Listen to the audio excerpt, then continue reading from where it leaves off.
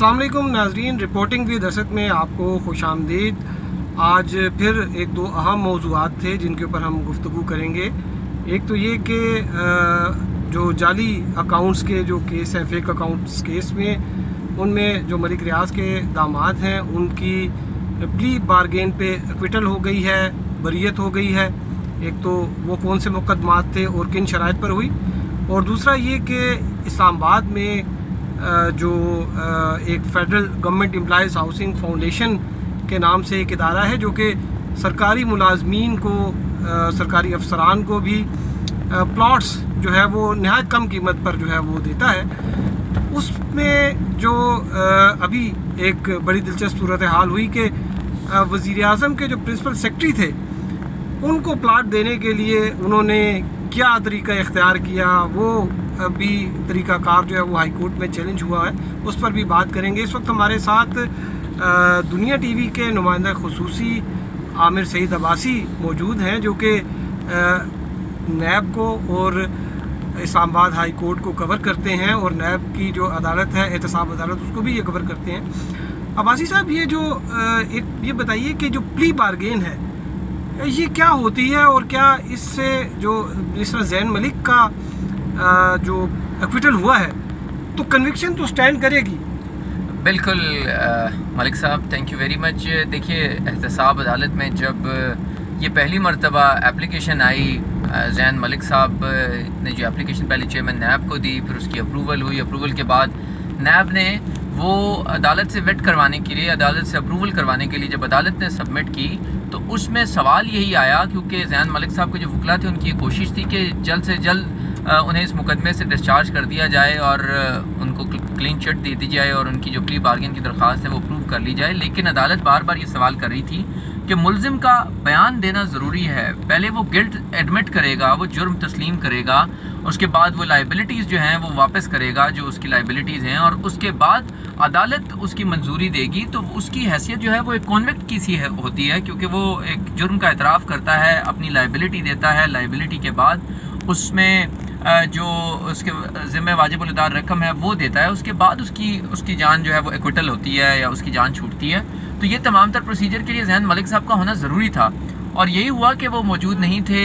2 तारीख़ों पर अदालत उनकी तलबी की समन जारी करती रही उनका बयान रिकॉर्ड करने के लिए, लेकिन जब बताया गया कि वो अलील हैं और बैरून मुल्क हैं और पाकिस्तान नहीं आ सकते, तो फिर अदालत ने कहा कि हम वीडियो लिंक के ज़रिए उनका बयान रिकॉर्ड कर लेते हैं, ताकि इस बात की तस्दीक हो कि जो प्ली बार्गेन की है वो उन्होंने ही की है, वो एडमिट करते हैं, इसको स्टैंड करते हैं, इसको मानते हैं। ऐसा ना हो कि कल अगर किसी भी स्टेज पे जाके कोर्ट आगे बढ़ती है तो मुल्ज़िम कहे मैंने तो प्ली बार्गेन ही नहीं की थी, उसका अदालत में बयान ही रिकॉर्ड नहीं हुआ।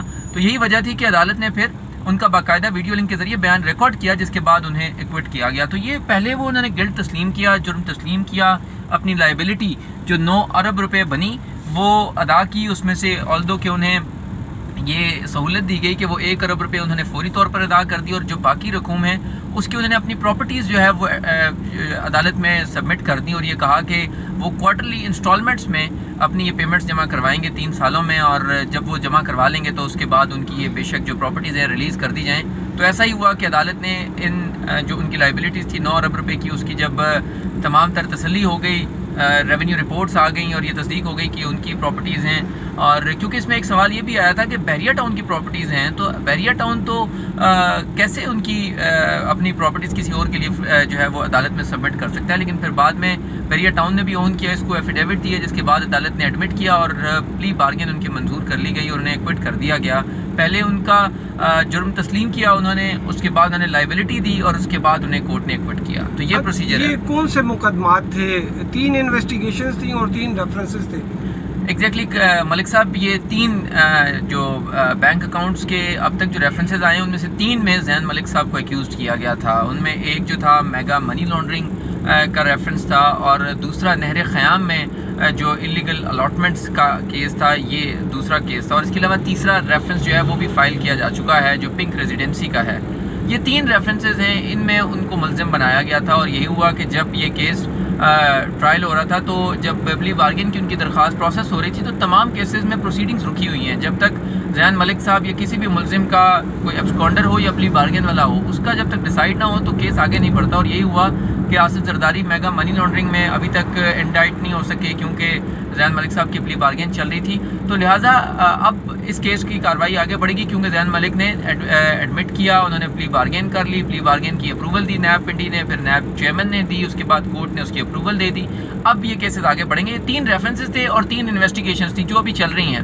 اس میں ایک جو تھی وہ جو بحریہ آئیکن ٹاور کا ہے وہ تھی, دوسرا جوائنٹ وینچر تھا اوپل 225 کا جو زرداری گروپ اور بحریہ ٹاؤن کے درمیان تھا, یہ جوائنٹ وینچر تھا. اور تیسرا جو کیس تھا وہ زین ملک صاحب کے مبینہ اکاؤنٹس میں, جی ان کے اکاؤنٹ سے جو 8.3 بلین کی ٹرانزیکشن ہوئی اے پی ایس مشتاق اور زین ملک کے اکاؤنٹ سے فیک بینک اکاؤنٹس میں, اس ٹرانزیکشن سے متعلق ہے. لہٰذا ان تینوں کیسز میں بھی ان کی پلی بارگین ہو گئی ہے جو انویسٹیگیشنز ہیں اور 3 ریفرنسز میں. 6 کیسز میں مجموعی طور پہ انہوں نے پلی بارگین کی ہے. ان کی جو لائبلٹیز نکالی گئی ہیں وہ 9 ارب 5 کروڑ روپے نکالی گئی ہیں, اور یہی ہوا کہ انہوں نے ان میں سے 1 ارب روپے فوری ادا کر دی اور باقی اب وہ کوارٹرلی انسٹالمنٹس میں ادا کریں گے. تاہم اس میں ایک بڑی جو دلچسپ بات وہ یہ ہے کہ زین ملک جو ہے وہ عدالت میں پیش نہیں ہوئے, اور وہ انہوں نے باہر سے یو کے سے ہی ایک ویڈیو لنک کے ذریعے اپنا جو ہے وہ ایک بیان ریکارڈ کرا دیا ہے. اب ہوگا یہ کہ بیان ریکارڈ کرنے کے بعد جب کیسز ختم ہو جائیں گے تو وہ پھر بڑے باعزت طریقے سے پاکستان واپس آ جائیں گے. ایک اور اہم کیس جو ہے وہ اس کے بارے میں بھی ہم بات کرتے ہیں کہ جو کیپٹل ڈیولپمنٹ اتھارٹی اور federal government employees housing foundation ہے جن کا کام اسلام آباد کے مختلف سیکٹر کو ڈیولپ کرنا ہے, یہاں پر ایک بڑا جو دلچسپ کیس جو ہے وہ لگا ہوا ہے. گزشتہ سال نومبر میں جو کیپٹل ڈیولپمنٹ اتھارٹی ہے, federal government employees housing foundation نے ان سے کچھ پلاٹ مانگے. انہوں نے پلاٹ جو ہے وہ ان کو بتا دیے کہ جی یہ پلاٹ اویلیبل ہیں, یہ آپ تقسیم کر سکتے ہیں. اس میں ہوا یہ کہ کوئی تقریباً 15 کے قریب شاید پلاٹس انہوں نے مانگے تھے, تو جو انہوں نے انٹیمیٹ کر دیے تو اس میں سے 2 پلاٹ جو تھے وہ سپریم کورٹ کے ججز صاحبان کے پاس چلے گئے. اس کے بعد جو باقی جو پلاٹ تھے جو کہ انہوں نے تقسیم کرنے تھے افسران میں, ان میں سے 2 جو تھے وہ ڈپلیکیشن تھی, تو پیچھے رہ گئے تھے, ان کے پاس کچھ کم پلاٹ رہ گئے. تو پھر انہوں نے یہ کیا کہ بجائے یہ کہ نومبر میں وہ کرتے, سینیارٹی چونکہ اس وقت جو باقی بچے ہوئے پلاٹ تھے وہ جو پرنسپل سیکرٹری ہیں وزیر اعظم کے وہ بن نہیں رہی تھی, تو انہوں نے اس کو ڈیلے کر دیا. اور نومبر کے جو الاٹمنٹ جو ان کے پاس آئے ہوئے تھے ہاؤسنگ فاؤنڈیشن کے, وہ انہوں نے پھر اپریل تک لے گئے تاکہ 3-4 جو ہیں وہ گریڈ 22 کے افسران جو ہیں وہ ریٹائر ہو جائیں. اور اس کے بعد جو ہے وہ پھر انہوں نے الاٹمنٹ کی تو جو پرنسپل سیکرٹری ہیں ان کو بھی مل گیا. عامر سعید عباسی صاحب, یہ کیا آپ سمجھتے ہیں کہ یہ اس طرح کے معاملات میں ابو عاقب جو ہیں انہوں نے چیلنج کیا ہوا ہے جو سابق سیکرٹری کیبنٹ تھے, تو کیا یہ زیادتی نہیں ہے کہ جو ایک سینئر موسٹ افسران ہیں وہ آپ ان کو تنخواہ دیں, ان کو F11 میں F11 کہہ رہا ہوں F14-15 جو کہ پتہ نہیں ابھی جن کی ڈیولپمنٹ ہونی ہے, یعنی ان کا آپ نے ایک الاٹمنٹ لیٹر دے دیا ہے, وہ بیچارے انتظار میں ہیں. اور جو جونیئر افسران جو کہ 2019 میں پروموٹ ہوئے ان کو جو ہے وہ D12 میں پلاٹ دے دیا گیا.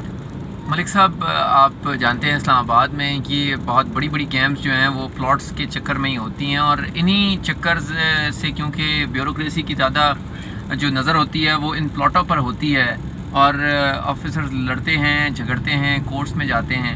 لیکن اس میں جو سب سے امپورٹنٹ طریقہ ہوتا ہے اپنوں کو نوازنے کا وہ یہی ہوتا ہے کہ جو میرٹ کے اوپر لوگ ہوتے ہیں انہیں کسی نہ کسی ٹیکنیکل گراؤنڈز پہ باہر کر دیا جاتا ہے, ڈسکوالیفائی کر دیا جاتا ہے, اور جو منظور نظر لوگ ہوتے ہیں انہیں نواز دیا جاتا ہے. اور آپ جانتے ہیں کہ اسلام آباد ہائی کورٹ اس پورے پروسیس کو اللیگل ڈکلیئر کر چکی ہے, جو یہ پورا ایک دھندا ہے